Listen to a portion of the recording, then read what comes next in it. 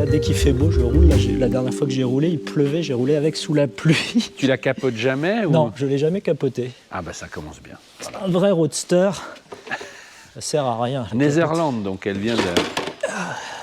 Moi j'aime bien ça pour le off, là, de montrer avant de commencer. Voilà. Tu vois? Vous voyez? Chers petits observateurs, que faut-il savoir avant d'acheter une Austin Healey 3000 avec le ministre des voitures de collection? Eh bien, il faut savoir qu'il faut lui donner un petit coup de propre avant de tourner. Voilà. Et j'en profite pour vous dire et vous demander de vous abonner à POA. C'est important pour nous. Voilà. Ça va, Alexandre? Tu me disais que tu ne capotes jamais. Et non, et la dernière fois, j'ai roulé sous la pluie, donc elle est très sale, en fait. Mais elle est pas sale. Alors, ça se voit pas, mais le blanc en bas, ça se voit, elle est pleine de traces de... Vous voyez, ça c'est du Guirao. Ah. Je vous dis, elle est très sale. Mais si... Franchement, regardez. Voilà ce que c'est qu'une voiture très sale. Avant, après, elle va être... Tu vas donner des complexes aux uns et aux autres. Ça va être mieux. Parce qu'en plus, ça, c'est une voiture que tu connais très bien. Oui. Ça fait longtemps que tu voulais nous la présenter. C'est... Je te laisse de finir. Voilà, comme ça, elle sera un peu plus présentable. Elle est de 1900 Elle est de 1959. Voilà, c'est une Austin Healey 3000. Donc la première série des 3000, parce qu'il y a eu 2 séries d'Austin Healey 3000. Voilà. D'accord. Okay. On commence comme ça, Julien, ou... Ouais, on va pas refaire de lancement. C'est un peu à l'arrache, mais je trouve ça pas mal. Et parce que ce que vous savez pas, c'est qu'on en tourne plusieurs à la suite. On est en fin de journée, on en a fait beaucoup. Mais alors présente-la nous, parce que tout le monde ne connaît pas. C'est un archétype, c'est un classique. Ah oui, moi, j'ai toujours vu, notamment en véhicule historique, les gens qui courent avec. Tout le monde connaît l'Austin Healey. Alors, c'est une voiture de pilote automobile, parce que Donald Healey, qui a donné son nom à cette marque, Donald Healey, lui, c'était... Alors d'abord, c'était un pilote de la Royal Air Force, et puis coureur automobile, et puis il est allé voir Austin au milieu des années 50 en leur proposant de faire une voiture de sport. Voilà. Donc Austin a signé un accord avec lui, et il a conçu le châssis de la voiture, il a développé pour y mettre des moteurs Austin, puisqu'il n'a pas conçu de moteur. Et la voiture donc, est arrivée au milieu des années 50 sous forme d'un prototype au Salon de l'Auto de Londres, bluffante, quoi, comme ça. Alors, elle était un peu différente, la première, elle avait une petite calandre et puis un moteur 4 cylindres, mais c'était déjà un roadster incroyable, bluffant. Elle faisait 100 miles à l'heure, elle s'appelait l'Austin Healey 100, voilà, ce qui était beaucoup pour l'époque, ça faisait un peu plus de 160 km/h. Et puis, c'était une vraie petite sportive avec un châssis bien rigide, une jolie carrosserie roadster, voilà. Et l'Austin Healey a démarré comme ça, vraiment. Mais d'où il tenait ce talent d'avoir dessiné, parce que tu dis qu'il était pilote de la Royal Air Force, c'était un ingénieur au départ? Oui, après, je ne connais pas son histoire en détail. Bien sûr, il n'a pas fait la voiture tout seul. Il y a des ingénieurs qui ont travaillé, qui ont conçu le châssis, la voiture, etc. Mais quand je dis que c'est une voiture de pilote, c'est-à-dire que ces voitures-là, toute la famille des Austin Healey, de leur vivant, ont participé à énormément de courses. Elles ont gagné l'énorme rallye Liège-Rome-Liège. Elles ont été engagées plusieurs fois aux 24 heures du Mans et elles ont été classées. Alors, elles n'ont pas gagné 24 heures du Mans, mais dans les catégories de voitures de série. Donc, c'est une voiture qui a eu énormément de palmarès. En fait, c'est une vraie voiture de conducteur, quoi. Voilà. Ouais. Moi, j'ai toujours... par rapport au petit roadster anglais, elle, c'est une classe au-dessus, c'est une gamme au-dessus, enfin, par rapport à des MGB, des Triomphes, etc. Oui, on est dans une autre catégorie. Du fait qu'ensuite, elle a eu un 6 cylindres, effectivement, ça l'a hissé un petit peu plus proche des Jaguars. C'est-à-dire que c'est un peu un entre-deux, entre au-dessus d'elle, on va dire, les Jaguar XK, donc XK 120, 140, 150, donc il y avait des gros moteurs 6 cylindres déjà plus performants. Et puis, juste en dessous, les petits roadsters type de ce qu'il y avait chez Triumph, comme la TR3 par exemple, ou la AMG, la MGA, voilà, mais qui étaient plutôt des moteurs 1500, 1600 cm3. Donc, alors que le 4 cylindres d'Austin, en fait, au début, c'était déjà un gros moteur, parce que je crois que c'était un moteur de 2,5 litres ou 2,6 litres. Donc, il y avait pas mal de couple, il n'était pas énorme en puissance. Et après, quand ils sont passés à 6 cylindres, là, on était à 130 et quelques chevaux, avec 22 mètres kg de couple. Donc, donc c'était déjà une voiture très performante, en fait, sachant qu'elle pèse 1 tonne. Hein, donc, elle était chère à l'époque, elle était positionnée et justement. c'était entre les deux, c'est-à-dire que c'était 30% moins cher qu'une Jaguar, et c'était 30% plus cher qu'une petite Triumph ou qu'une petite MG. Voilà. Donc c'était effectivement un positionnement un petit peu intermédiaire entre les deux. Il y en a eu beaucoup de produits pour que j'ai des repères. C'est une auto qui a très très bien marché. Je prends mes notes parce que je ne connais pas tout de tête. Ça, c'est du Guirao, j'aime bien regarder. Voilà, bien regarder. Il y a eu 51 000 exemplaires en 6 cylindres. C'est énorme. Et 14 000 en 4 cylindres. Ça veut dire qu'il y a eu 65 000 exemplaires, toute la famille de cette carrosserie-là, ce qu'on appelle le Stinelli. Et ça a été produit combien d'années, justement? Et ça a été produit assez longtemps, puisqu'en gros, la voiture a démarré entre 56 en 4 cylindres et jusqu'en 68, les dernières 6 cylindres. Voilà, donc 14 ans de production. Donc c'était un très beau succès commercial, avec surtout un gros succès aux États-Unis, parce que ça a été beaucoup une voiture importée aux États-Unis, très très à la mode au milieu des années 50 et début des années 60. C'est marrant parce qu'en fait c'est un 6 cylindres, 3 litres. Bon, il y a beaucoup de 6 cylindres 3 litres, mais il a une mélodie assez unique, probablement due à sa conception. Après, les gens vont dire, les petits observateurs vont dire, ouais, mais on l'entend pas. Ouais. D'habitude, on le fait pas là parce que c'est truc, mais c'est vrai que sur cette auto. Attends. Donc là, tu as le 6 cylindres. Ça, c'est un 6 cylindres. Qui développe combien de chevaux Qui ne fait pas beaucoup, qui fait 130 chevaux, mais avec un gros couple en fait. Donc on a le contact ici à la clé, voilà, et après c'est juste un poussoir ici.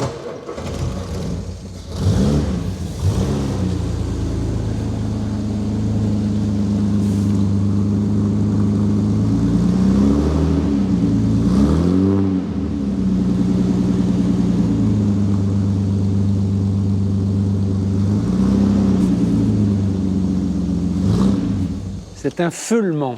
Oui, ouais, on peut dire que c'est un feulement si on veut. Donc c'est un très beau son, c'est vraiment un des gros plaisirs de la voiture, c'est le son du moteur. Et puis sa puissance, son couple, sa disponibilité. Voilà. Et c'est pour ça, je pense qu'elle a eu beaucoup de succès ces dernières années, parce que c'est aussi une voiture qui est très agréable à conduire, qui a un châssis qui est rigide. Si, c'est dur, et enfin, le freinage n'est pas assisté, il n'y a pas de direction assistée, c'est vraiment une voiture des années 50, mais on revient à une conduite basique, simple. Voilà, il y a juste ce qu'il faut, et ce qu'il faut est bien fait. Voilà, c'est un peu ce qu'on peut dire sur la voiture. Alors, si on a envie de sauter le pas, une fois les présentations faites, voilà, qu'est-ce qu'il faut savoir? Alors, donc, ce qu'il faut savoir, c'est qu'aujourd'hui, on achète des autos comme ça. C'est des autos qui sont à 60 000 € et plus. Donc, c'est déjà des autos sur lesquelles c'est un gros budget d'achat. Ça veut dire qu'on fait être assez exigeant sur la voiture. J'aime bien commencer par expliquer comment elle est construite. C'est une voiture à châssis. Hein, donc, c'est-à-dire là, c'est une voiture où on a un châssis en gros en H. Avec des traverses avant-arrière qui réunissent 2 poutres latérales et puis un croisé en X au milieu. Bon, un châssis très simple, très traditionnel, qui est gros et qui est lourd. Et sur ce châssis est rapportée donc une carrosserie qui est constituée à la fois d'aluminium et d'acier, selon les parties. C'est-à-dire que sur le Stinelli, ces parties intérieures ici sont de l'aluminium, mais les ailes, les portes sont en acier parce que c'est plus solide et ça marque moins les coups. Et pareil à l'arrière, tout l'entourage ici de coffre, c'est de l'aluminium. Alors, première particularité, ça c'est la chimie, on va dire, entre les métaux. C'est que quand on met de l'acier et de l'aluminium côte à côte, si on ne met pas un joint entre les deux, avec l'humidité, il y a un phénomène d'électrolyse qui fait que ça va créer de la corrosion. Parce qu'il y a une petite différence de potentiel électrique entre les deux métaux, et ça, c'est très néfaste à long terme. Donc, toutes les Stinelli avaient ce joint qu'on voit ici. Qui n'est pas décoratif. Qui est ici, bien sûr, joli parce que c'est une pièce en métal, mais il a une utilité d'isolation entre les deux. Et la première chose à regarder sur une Stinelli, c'est que le long de ce joint, on n'ait pas de boursouflure. Parce que si on voit des boursouflures à plein d'endroits sous la peinture, ça Ça veut dire qu'en fait, en dessous, l'électrolyse elle a commencé, que les métaux sont en contact et que le joint n'est plus isolant. Donc ça, c'est déjà la première chose. Bon, une fois qu'on a dit ça, c'est facile à regarder parce que c'est à l'extérieur. Ce qui est important, c'est de se poser la question de savoir si la voiture a été restaurée avec démontage ou pas restaurée avec démontage. Mais encore. Je vais montrer des photos parce que on a la chance ici d'avoir une auto qui est documentée en restauration.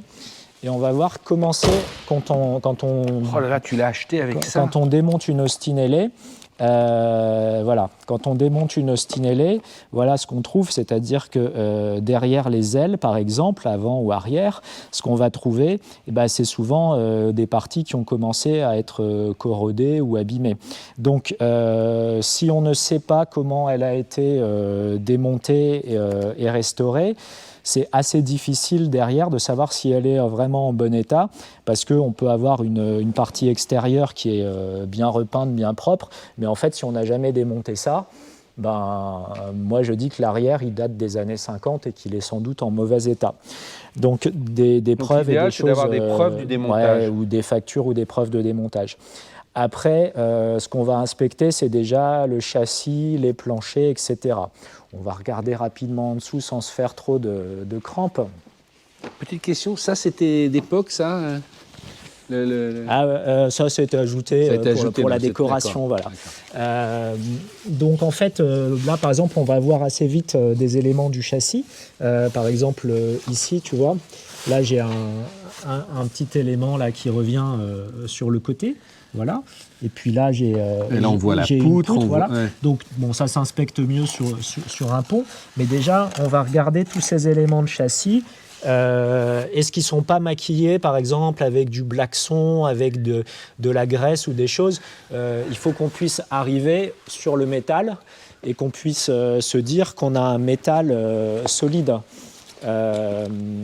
Si on regarde... Mais là, à te voir, c'est facilement visible dessous, là. C'est pas trop... y a pas de... Oui, ça se voit bien, mais bon, voilà un châssis, voilà le châssis. Donc, c'est tous ces éléments-là qu'on va pouvoir observer sous la voiture. Donc ça, c'est quand même important de voir si ces éléments ils sont sains et s'ils n'ont pas été aussi accidentés, mal réparés. Beaucoup de ces voitures ont eu souvent des chocs à l'avant ou latéraux. Et moi, ça m'est arrivé, par exemple, en inspectant des Austin LA, de m'apercevoir que sur la partie des longerons avant, on avait une coupure avec une soudure, une réparation. Bon, si c'est bien fait, si c'est bien en géométrie, tout va bien. Mais j'en ai vu aussi où c'était mal fait. J'en ai même vu où il n'y avait pas la même longueur à gauche ou à droite. Ce qui veut dire qu'après, ça se joue à pas grand-chose. Mais le pas grand-chose fait que derrière, quand on va vouloir régler la géométrie, par exemple, des roues avant, on ne va jamais avoir une voiture qui sera bien réglable. Parce qu'en fait, la voiture, c'est comme si moi, j'avais une jambe qui était toujours en avance de l'autre, quoi. Et je vais marcher droit, mais en compensant beaucoup de choses. Donc, cette structure de la voiture, très importante. Est-ce qu'elle a été réparée? Est-ce qu'elle a été accidentée? Est-ce qu'elle a été restaurée? Bien aller investiguer tout ça. Et puis après, donc, les histoires d'aluminium et d'acier sur la peau extérieure de la voiture. Après, les autres pièges, c'est... alors, la batterie est dans le coffre de cette voiture. Donc, du fait que la batterie est dans le coffre, on a eu souvent des batteries qui ont pu couler et qui ont pu derrière endommager la jupe arrière et le fond de coffre. Bon, c'est assez facile à voir derrière. Donc là, tu as fait un petit bac qui n'était pas là avant. Alors celle-là, voilà, il y a un petit bac, tout ça qui est bien, bon voilà. Donc bien inspecter en enlevant tout ce qu'il y a dedans, le fond du coffre, et bien regarder la jupe arrière, c'est-à-dire ce qui revient immédiatement sous le pare-choc. Ici, la jupe arrière, c'est ça. Que le raccordement avec le plancher soit pas tout rouillé avec de la place pour passer mon stylo ou mon tournevis entre les deux, quoi. Voilà. Donc ça, c'est un petit peu les pièges. Et après, c'est comme sur toutes les voitures, c'est les espaces creux, les intérieurs de portières, évidemment. Ça, c'est assez facile d'observer si on n'a pas de défaut sur toutes ces surfaces. Tu dis, Mais ça, c'est pas la partie la plus difficile à corriger s'il y a besoin. C'était une voiture de sport, voire une voiture de course. C'est-à-dire que beaucoup ont fait du circuit. J'imagine que beaucoup ont été accidentés aussi dans leur vie. Et puis, elle roulait fort, hein, donc c'est pour ça qu'effectivement, des sorties de route, des chocs, etc. Et bon, bah voilà, le châssis, il a pu prendre des coups, surtout à l'avant. Et donc, on va le regarder avec le compartiment moteur. Alors, comme c'était des anglaises, comme sur la plupart des anglaises de l'époque, l'ouverture se fait côté droit par une tirette qui est ici. Il ne faut pas le chercher à gauche, hein. C'est comme sur les Jaguars. Voilà. Et alors après, oui, l'autre particularité, c'est qu'il faut avoir ses deux mains, puisqu'il y a deux crochets de sécurité, de déverrouillage de chaque côté. Wow. Et surtout pas claquer trop vite le truc, sinon on abîme les côtés. Voilà. Et alors après, je mets la béquille, parce que là, il y a une béquille pour le faire tenir.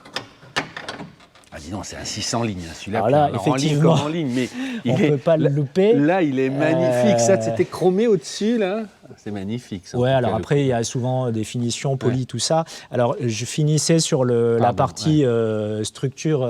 Là, ce qui est bien, c'est qu'on voit assez bien l'intérieur de la voiture. C'est assez vite nu. Donc, on voit assez bien. Là, c'est plus le châssis, c'est de la carrosserie, puisque c'est la partie carrosserie, tout l'avant. On peut voir assez bien si la structure de la carrosserie est saine. S'il n'y a pas, surtout au fond, derrière, ici, des sections rouillées avec des trous, etc., entre le tablier ici et les intérieurs. Et ça, c'était pas traité à l'époque, donc j'allais dire, forcément, ça rouille. Forcément, ça rouille, forcément. Il faut que ça ait été restauré, c'est la même histoire. Oui, il faut que ça ait été restauré, voilà.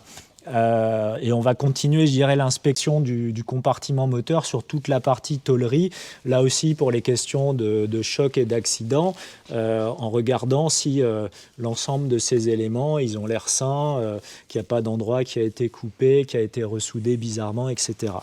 Bon, ça c'est une voiture, visiblement, d'après les photos, quand elle a été démontée, elle était fatiguée, mais elle n'était pas mal vécue, déformée ou autre chose. Voilà. Donc ça, c'est déjà toute la partie châssis et inspection d'une voiture à châssis, un peu plus délicat que sur une voiture monocoque, on va dire. Question, c'est plus dur pour un carrossier de traiter de l'alu et de l'acier quand il faut reformer, ou c'est une technique particulière? L'aluminium, c'est un petit peu plus délicat à travailler, hein, parce que c'est un métaux qui est plus malléable, qui est plus souple, oui. Après, pour tout ce qui est soudure, c'est beaucoup plus compliqué. Donc, et puis surtout, du fait de ce qu'on a expliqué tout à l'heure aussi, oui, les deux, normalement, on ne travaille pas dans une même carrosserie l'aluminium ou l'acier, c'est-à-dire qu'en fait, il faut avoir des postes de travail vraiment séparés. Bon. Donc, c'est quand même contraignant. Voilà. Alors, donc, ça veut dire que c'est des budgets plus importants. Alors, ça veut dire voilà, c'est des budgets importants à restaurer. Après, les choses qui sont bonnes, comme sur toutes les anglaises, c'est que tout est refabriqué, c'est-à-dire que racheter un pare-choc ou un cercle de phare ou une calandre, ça se trouve. Ça se trouve. Il y a plein de distributeurs en Angleterre de pièces. Alors, il y a différentes qualités. C'est plus la difficulté, c'est plus de se dire entre le pare-choc à 150 €, à 200, à 300 ou à 500 €, lequel je prends. Parce qu'en fait, c'est vrai qu'il y a beaucoup de refabrications qui vont dans la durée. Dans la durée, on va voir la différence, on va voir que finalement, ça se rouille assez vite ou ça s'abîme assez vite. Mais on trouve tout ce qu'on veut. Ça, c'est bien avec les anglaises. Ça, c'est l'avantage. Voilà. Donc, pour l'extérieur, on a fait le tour. Après, évidemment, la partie intéressante, c'est la mécanique. La bonne nouvelle, c'est que c'est un moteur qui est très, très costaud, hein. Alors, c'est un moteur qui est en fonte, hein, donc c'est un bloc en fonte, donc anglais traditionnel, avec des culbuteurs. Et puis, deux carburateurs, donc les fameux carburateurs SU anglais avec leur petit réservoir d'huile en haut. Bon, donc ça, c'est un moteur, je dirais, qui a été fait pour des grosses berlines Austin, les Austin qu'on ne connaît pas chez nous, à 90, à 110, etc. Donc, c'était fait pour transporter dans des grosses voitures. Donc, il est très à l'aise dans cette voiture. on peut pratiquement démarrer la voiture en troisième et elle démarre très bien. La première vitesse, on l'utilise très peu parce qu'elle n'est pas synchronisée, donc il faut faire un peu l'accélération pour passer au bon régime et pas accrocher, mais elle démarre en seconde ou en troisième. On dit que c'est un moteur un peu de tracteur et c'est vrai. J'allais dire agricole. Voilà, oui, non, mais on voit qu'il mais dans le bon sens du terme. Dans le bon sens du terme, très fiable, très robuste. Bon, après, c'est pas un moteur qui est fait pour tourner à 6000 tours tout le temps. Il a du couple, il est plutôt moyen régime. Mais il n'est pas trop une source de problème en général. Et ils ont souvent, déjà dans la vie de la voiture, été révisés, ces moteurs. Donc, c'est pas forcément le point.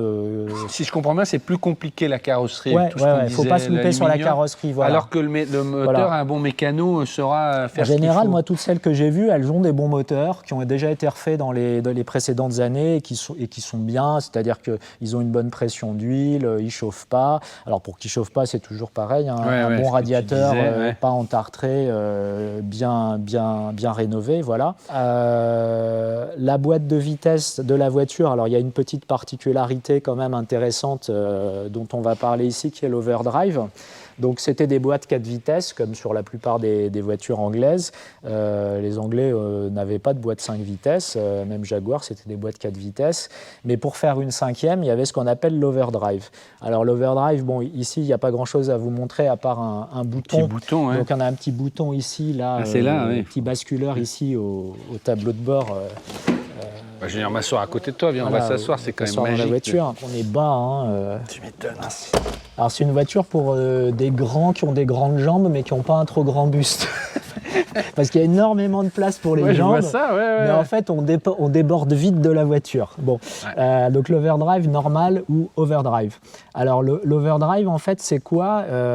C'est une surmultiplication. C'est comme si on avait mis une petite boîte de vitesse à côté de la boîte de vitesse principale et ça va fonctionner sur la troisième ou sur la quatrième vitesse. C'est-à-dire qu'en fait, cette voiture, elle a pratiquement une boîte 6 vitesses parce que j'ai 1, 2, 3, 4 et j'ai la troisième surmultipliée ou la quatrième surmultipliée. Et par un simple contact électrique, en fait, ça va enclencher l'overdrive, donc qui est accolé à la boîte de vitesse, et ça va m'amener un pignon, on va dire, supplémentaire, pour simplifier un peu le schéma, qui fait que c'est comme si ma boîte avait un pignon de 5e ou un pignon de 6e vitesse, alors qu'en fait, ce sont des pièces rapportées à la boîte de vitesse. Quand il est enclenché, tu peux quand même passer 3e, 4e, ou il faut le désenclencher, revenir en 4e non, et le réenclencher. tu le désenclenches. Tu le désenclenches et tu le réenclenches. Mais par contre, c'est vrai que c'est très agréable parce qu'on a immédiatement une vitesse de plus. Alors ça fait baisser le régime. Ça fait baisser le régime voilà, de pratiquement 700 tours, 800 tours. Donc sur l'autoroute, ça permettait déjà à l'époque, parce qu'il y avait de plus en plus d'autoroutes qui se construisaient, surtout dans les années 60, ça permettait de rouler à 120, 140 sans être à 5000 tours. Quoi, voilà. Donc ça, c'est pas mal. Alors l'overdrive, c'était vraiment une spécialité anglaise. Elles les avaient toutes, même les 4 cylindres ou juste les 6? Non, la plupart les avaient, l'overdrive. Il y a eu plein de Jaguar avec des overdrive, des MG, tout ça, et même des Volvo. Donc c'était un système qui était très utilisé en fait à l'époque. Alors l'overdrive, à tester quand on essaye la voiture pour être sûr qu'il marche. Parce que s'il ne marche pas, c'est-à-dire si quand on fait ça, il ne se passe rien, il ne s'enclenche pas, bon, il y a deux types de causes possibles. Alors soit c'est juste une cause électrique, auquel cas c'est pas cher à réparer, mais si c'est une cause mécanique, là ça veut dire que c'est comme si on doit refaire une boîte, c'est-à-dire que là on est sur des dépenses en quelques milliers d'euros, donc il vaut mieux acheter une voiture avec un overdrive qui marche. Voilà, ça c'est important. C'est des boîtes assez dures à manier, mais c'est normal. C'est normal. Oui, alors, le levier était comme ça. Alors il y avait plusieurs types de leviers. Ça c'est un levier avec un peu un prolongateur, donc que j'aime bien parce qu'il est assez proche. Je peux faire ça. Il est très proche du volant. Mais traditionnellement c'était un petit levier droit qui était là. Et qui est un peu plus loin. Voilà. Donc, souvent, ça, on pouvait se rajouter ça. Voilà, ça, c'était un accessoire. Il y a un truc marrant aussi, c'est que là, on a la jauge de boîte de vitesse. Alors, je vais mettre un peu de lumière.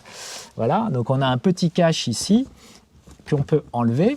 Et là, on peut aller accéder ici à sa jauge pour contrôler son niveau d'huile. Je vais en mettre sur la moquette. Voilà. Ça, c'est la classe. Ça. Donc ça, on peut, le passager peut contrôler l'huile de boîte de vitesse. Et ça, c'était comme ça. Ouais, c'était comme ça. C'est ce qui est bien d'ailleurs, parce que contrôler l'huile de boîte, sinon souvent, c'est dévisser sur le côté de la boîte, mettre sur un pont, et c'est plus difficile. L'instrumentation, c'est très simple. Un compte-tours, un compteur de vitesse. Alors ça n'a jamais existé en kilomètres/heure, hein, ils sont tous en miles, parce que la voiture était principalement destinée aux Anglais et aux Américains. Température d'eau, pression d'huile, voilà les choses essentielles. Et puis à droite, une petite jauge. Voilà. Après, là, c'est des choses ajoutées, alors qui ne sont pas idiotes. Un ampèremètre pour surveiller le circuit électrique, mais il n'y en avait pas d'origine, voilà, et une petite montre, mais il n'y en avait pas d'origine. Mais c'est des accessoires Austin Healey ou c'est un bricolage? Non, c'est des trucs Smith anglais, mais plus récents. Alors, il y a aussi un truc rigolo, il n'y avait pas de chauffage dans ces voitures d'origine. Ah, comme ça, on n'est pas emmerdé. Une option.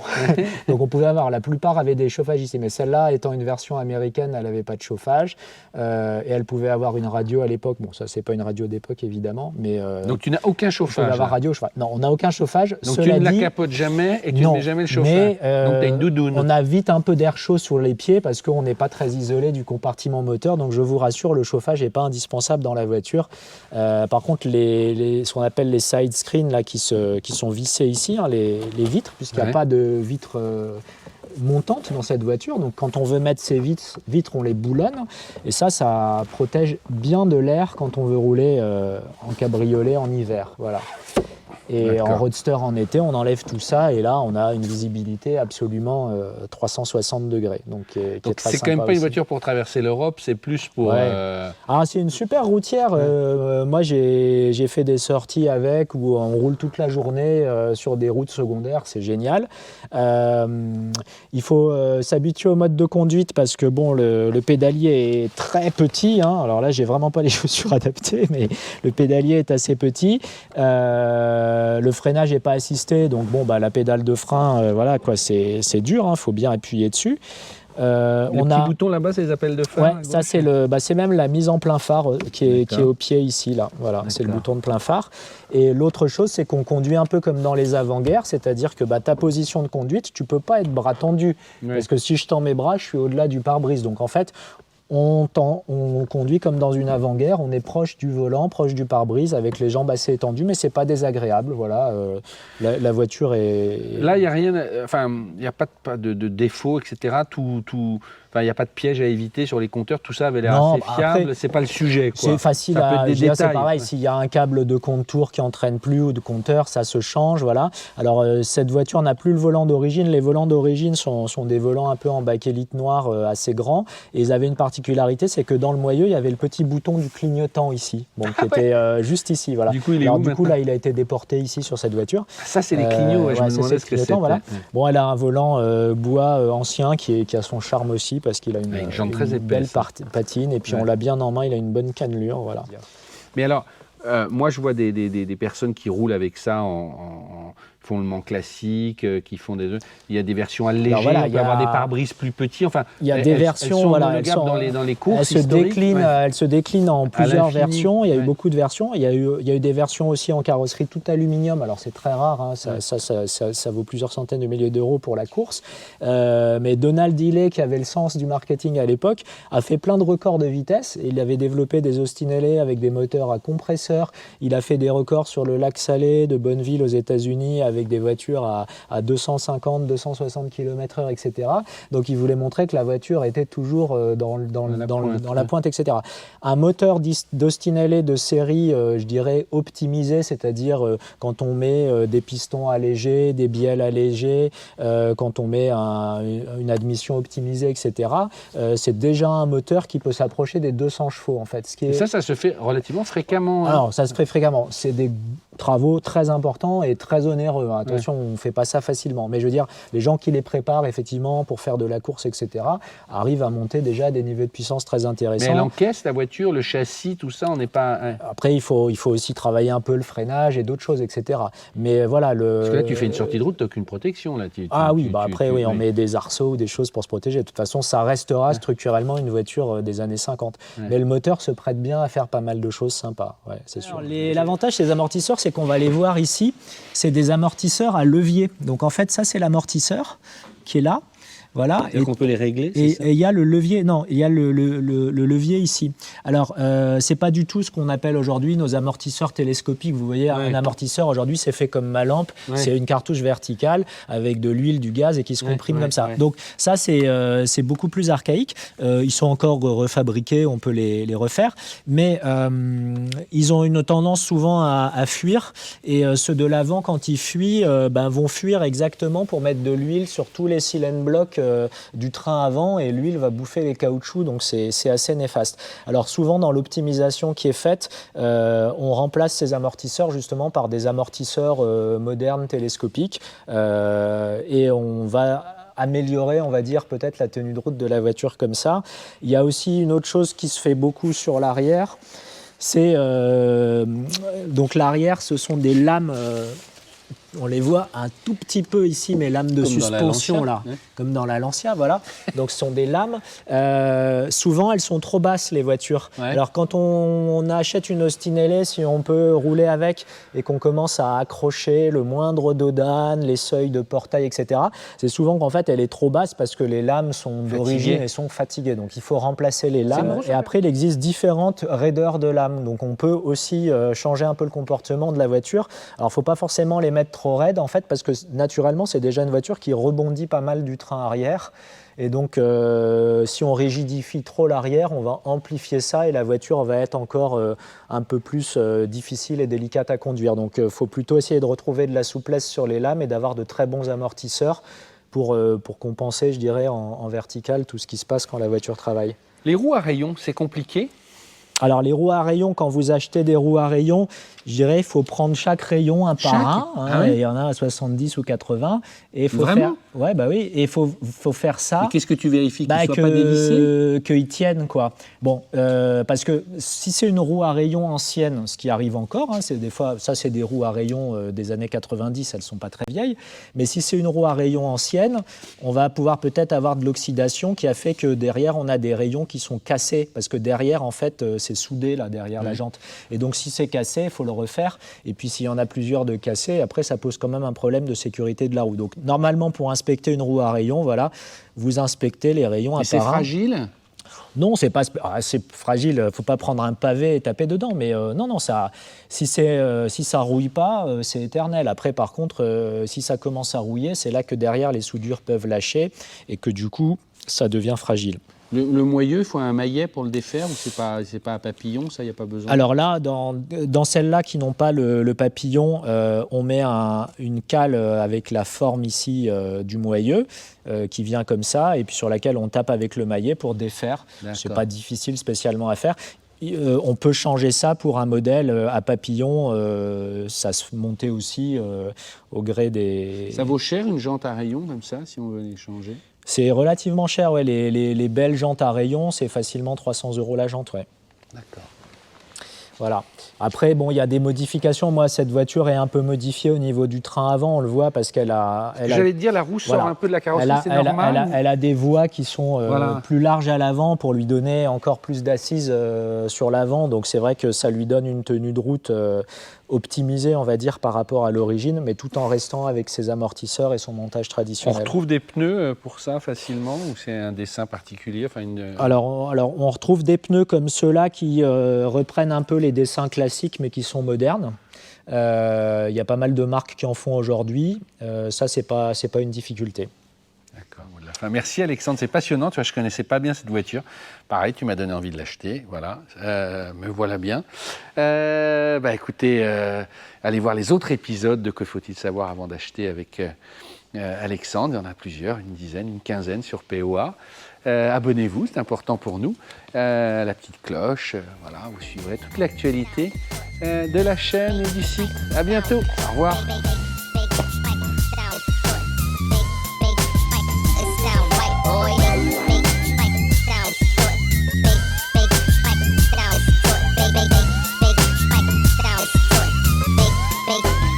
It sound right, boy.